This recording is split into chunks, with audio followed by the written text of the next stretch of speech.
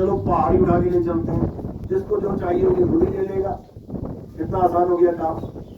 लेकिन कृष्ण जी ने पहाड़ क्यों उठाया, ये मान के चलो 90% लोगों को नहीं पता हमारे धर्म के, बस फोटो पूज लेंगे। वहां पे प्रेम मंदिर बना दिया है, पूरा उठा के पहाड़, सब देख रहे हैं, सब एंजॉय कर रहे हैं, लेकिन उठाया क्यों है ये नहीं किसी को बताया जा रहा है। तो आज आपको बताते हैं क्यों उठाया गया था। द्वापर युग में ही कृष्ण जी ने सब लोगों को, गोकुल वासियों को मना कर दिया था कि आज के बाद कोई भी ना तो देवी देवताओं की पूजा करेगा, ना ही कोई हवन यज्ञ करेगा। बिल्कुल मना, क्योंकि ये हवन यज्ञ किसके लिए किए जाते हैं, देवताओं के लिए। उन्होंने बिल्कुल मना कर दिया। अब जब मना कर दिया तो सारे परेशान हो गए कि भैया हमारा तो रोज का काम है, मंदिर जाना, पूजा करना, हवन करना, अब ये सब नहीं करेंगे तो ऐसा लगेगा जैसे पूरा दिन खाली खाली हो गया, कि जीवन का मकसद ही क्या रह गया, पूजा पाठ ही छुड़वा दिया आपने, तो क्या करें। उन्होंने कहा उससे अच्छा है पर्वत पूज लो, पहाड़ पूज लो जाके। कौन सा पहाड़ था, गोवर्धन पर्वत, कि तब तक पूछते रहो जब तक तुम्हें ये ना लगे कि हाँ अब हमें कोई फर्क नहीं पड़ता, अब देवी देवता हमारे जीवन से जाएं। यानी वो आदत छोड़ने में एक पहाड़ तुम्हारी मदद कर लेगा। जैसे कई लोग कहते हैं भैया बीड़ी छोड़नी है, ले डॉक्टर के पास जाएगी, दवाई ले ले, इसको खाता रहे, धीरे धीरे बीड़ी छूट जाएगी। यानी अब बीड़ी की तरफ वो दवाई खत्म कर देगी। इसका मतलब ये थोड़ी नहीं वो दवाई सारी उम्र खानी है, फिर तो दवाई का ही नशा हो गया, बीड़ी छूटी और दवाई का नशा लग गया। इसी प्रकार वो पहाड़ भी सारी उम्र थोड़ी नहीं पूजना था, तब तक पूजने के लिए बोला गया जब तक तुम्हारे मन से वो खालीपन ना खत्म हो जाए। यही कबीर साहब ने बोला, पाथर पूजे हरि मिले तो मैं पूजूं पहाड़। अब वो भी पहाड़ पूजवा रहे हैं। अब कबीरपंथी कहेंगे दोहा दिखा के, हमारे गुरु जी ने तो पहाड़ पूजने की बात करी है, अब तो पहाड़ पूजेंगे, तो उनसे बड़ा यानी कोई नहीं, उनसे बड़ा मूर्ख कोई नहीं। लेकिन अगली लाइन में वही कह रहे हैं, उस पहाड़ से भी वासे ये चाकी भली और पीस खाए संसार। अब ऐसे भी ज्ञानी होंगे जो चक्की को ले आएंगे सामने, कहेंगे हम तो इसकी पूजा करेंगे, हमारे गुरु जी ने कहा है चाकी भली है। अरे भाई भाव होते हैं, भाव पकड़े जाते हैं, शब्द नहीं पकड़े जाते।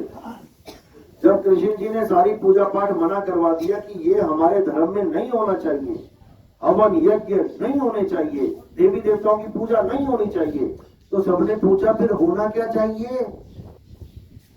तब उन्होंने उनको आत्म ज्ञान दिया कि केवल आत्मा ही पूजनीय है, इस आत्मा को जानना ही हमारा परम धर्म है। तो सब आत्मा की पूजा करने लगे, आत्म ज्ञान में लिप्त हो गए, आत्म ज्ञान में रमण करने लगे। तो इंद्र और बाकी जो देवी देवता थे नाराज हो गए, कहते ऐसे कैसे भाई। अब उन्होंने क्या किया, बारिश करनी शुरू कर दी। इतनी बारिश की कि सबको डुबा के मार देते हैं।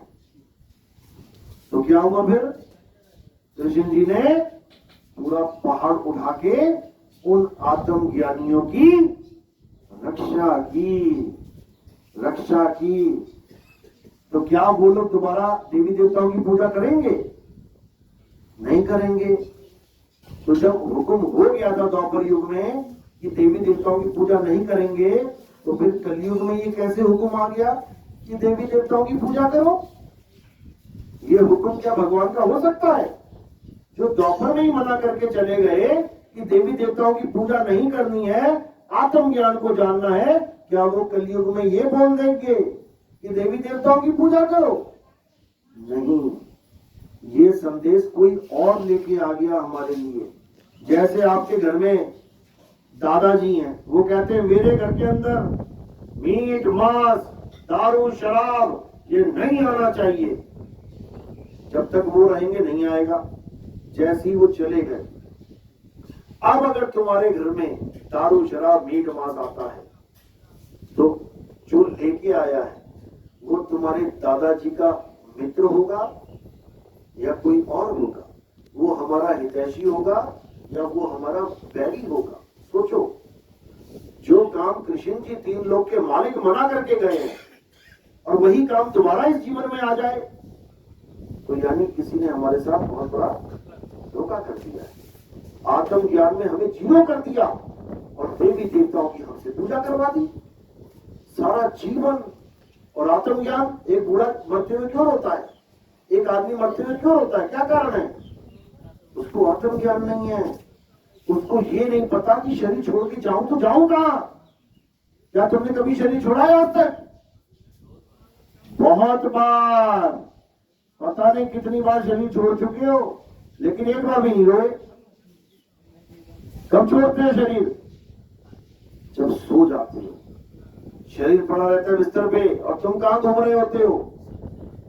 नहरों में, समुद्र में, जंगलों में, शेरों के आगे, हाथी के आगे, सांपों में, बिच्छुओं में, शादियों में खूब नाच रहे होते हो। और शरीर कहां पड़ा होता है तुम्हारा? बिस्तर पे। एक बार भी नहीं रोता कोई सोने से पहले। लेकिन जब शरीर छोड़ना होता है पक्का वाला, तब रोने लग जाता है, अब कहां जाऊं। बस उसी का साधन है, उसी का इंतजाम है आत्मज्ञान। कवि साहब कह रहे, जिस मरने से जग डरे, मेरे मन आनंद, मरने पर ही पाइए पूर्ण परमानंद। मरता मरता जग मुआ, मरना जाने ना कोई, और ऐसी मरनी जो मरे, बहुत न मरना होई। जब शरीर छोड़ा जाता है तो अपनी आत्मा में स्थित किया जाता है। जैसे ही आपने अपनी आत्मा में स्थित कर लिया अपनी सूरत को, अपने ध्यान को, तुम्हें पता भी नहीं लगेगा शरीर कहां गया। शरीर गया तो गया कहां, छूटा तो कैसे छूटा। जैसे सोते हुए तुम्हें नहीं पता लगता कि नींद आई तो आई कैसे। बैठे बैठे बैठे कार चला रहे हो, कार चलाते चलाते आगे चढ़ गई है और सामने हो गया एक्सीडेंट। अब उसको पूछो, यार तू तो गाड़ी चला रहा था, तू कैसे सो गया? बिस्तर पे थोड़ी ना तू बिस्तर पे थोड़ी नहीं था, तू तो बैठा हुआ था। तो नींद कभी भी आ जाती है, कैसे भी आ जाती है, लेकिन कोई आज तक जान ही नहीं पाया कि नींद जब आती है तो होता क्या है। बस गर्दन लटक जाती है और शरीर छूट जाता है। स्थूल से सूक्ष्म में ये जीव चला जाता है, फिर सूक्ष्म जगत में भ्रमण करता है, फिर सूक्ष्म जगत में खाता है, पीता है, नाचता है, रोता है, गाता है। शेर दौड़ाते हैं, खूब दौड़ाते हैं, लेकिन आज तक पकड़ नहीं पाए। बता दो किसी को शेर ने पकड़ा हो सपने में, जैसे ही छलांग मारेगा फुर हो जाओगे वहां से 1 मिनट में, और कहां आ जाओगे? अपने बिस्तर पे। जबकि तुम्हें यह भी नहीं याद होगा कि मैं सोया कहां हूं, नानी के यहाँ, दादी के यहाँ, छत पे सोया हूं, नीचे सोया हूं। सूरत को याद है कि वो शरीर कहां है, 1 सेकंड में आ जाती है वहां से। इसी प्रकार जब आत्मज्ञानी गुरु मिलता है, तुम्हारी सूरत को एड्रेस दे देता है कि बेटा तूने जाना कहां है, और जैसे ये शरीर छूटता है सीधे आत्मा में समा जाते हो जा। ये आत्मज्ञान की महिमा है।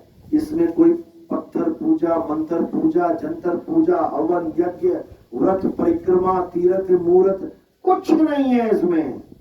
इसमें केवल एक अटल सत्य आत्मदेव है। देवों का देव महादेव आत्मदेव है, जिसकी वजह से राम जी का शरीर चल रहा है, कृष्ण जी का शरीर चल रहा है, हनुमान जी का शरीर चल रहा है, सारे देवी देवताओं का शरीर चल रहा है, तुम्हारा मेरा शरीर चल रहा है, सारी दुनिया का शरीर चल रहा है। वो आत्मदेव है जिसकी वजह से चल रहा है, और जिसका कोई बाल बांका नहीं कर सकता। निर्भय निर्वैर अकाल मूर्त अजूनी सैभंग गुर प्रसाद, वो है आत्मदेव, उसको जानना है। चलो आगे का प्रोग्राम हम करेंगे साई बदली सपना।